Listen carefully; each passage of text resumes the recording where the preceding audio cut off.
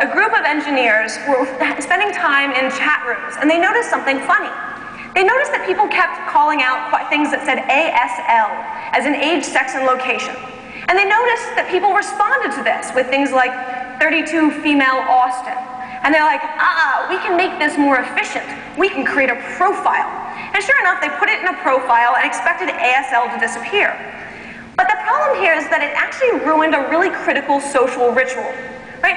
The reason somebody would call ASL out in a chat room was not to actually elicit simple information, but to actually get a conversation going.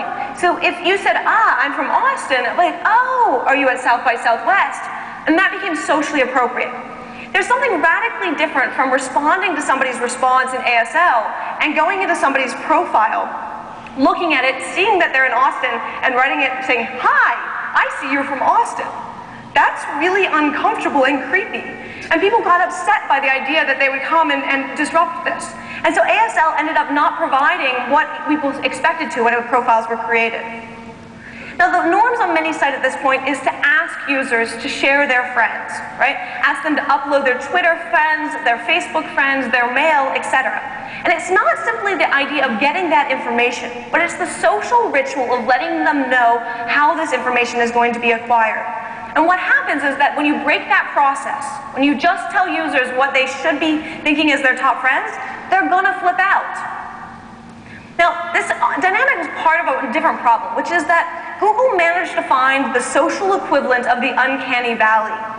Now, graphics and AI folks know that uncanny valley is this idea of when something is supposed to be human-like, and it looks close enough to being real, but isn't quite real, and it's really kind of creepy, right? They managed to find the social equivalents to this, right? They have a tremendous amount of information about users, but it wasn't quite perfect. To understand this, you need to know that there's a difference between what sociologists talk about as personal social networks and what we in technology companies are seeing as articulated networks and behavioral networks.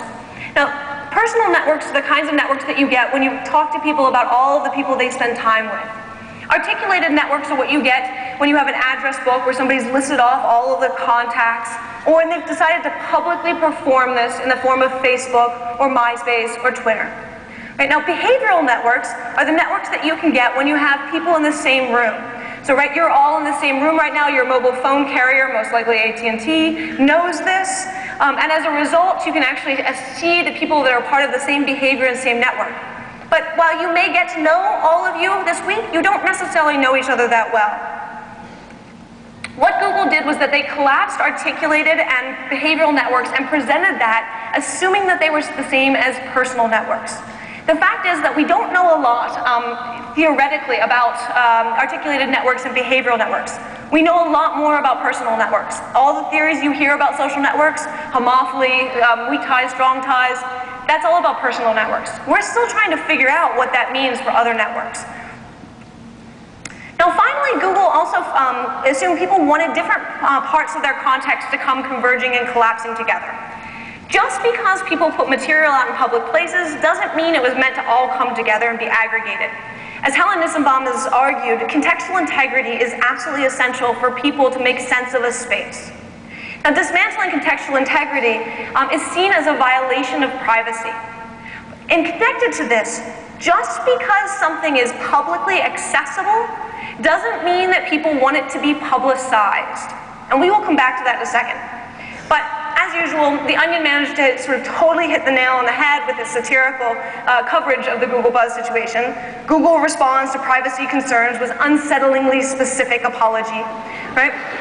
And just because people trust Google doesn't mean that they want that information used in other ways. Now, it's easy to think about public and private as being binaries. We certainly build a lot of technology with this assumption. And at best, access control lists are where we find a way to get between that. And at best, we assume that people who aren't public are inevitably private or vice versa. But the binary logic isn't good enough for understanding what people mean when they talk about privacy. What people experience when they talk about privacy is more complicated than can be instantiated in a byte. And I want to sort of go through some of how this is negotiated in everyday interactions so you can see the way in which we deal with this. First, think about a conversation you have with a close friend. You may think of that conversation as private, but there is nothing stopping your friend from telling somebody behind your back, except for your trust in that friend, something that always is challenged and something you have to learn how to deal with. You learn to trust your friend through experience of time, but don't get me wrong, this is extremely hard, right? Any of you with children know that it just takes one moment where somebody said something and there are tears exploded. This doesn't actually get better as we get to adulthood, right? And we tend to see gossip being spread in all sorts of ways where we're not quite sure what to do, right? So even though we think we know how to navigate privacy with people, we don't always do so well. We also don't just hold people accountable for helping us maintain privacy. We hold the architecture around us accountable. We look for a specific place and decide whether or not we trust that space to be able to speak freely. Now, of course, we've always had problems with architecture as well. Dating back to at least Chaucer, we've had this notion that the walls have ears. Right? In highlighting the fact that the architecture might be untrustworthy, this idiom is pointing out that there's always the possibility of eavesdroppers, people listening in who we don't account for. This is unnerving, confusing, and frustrating to those trying to assess a situation.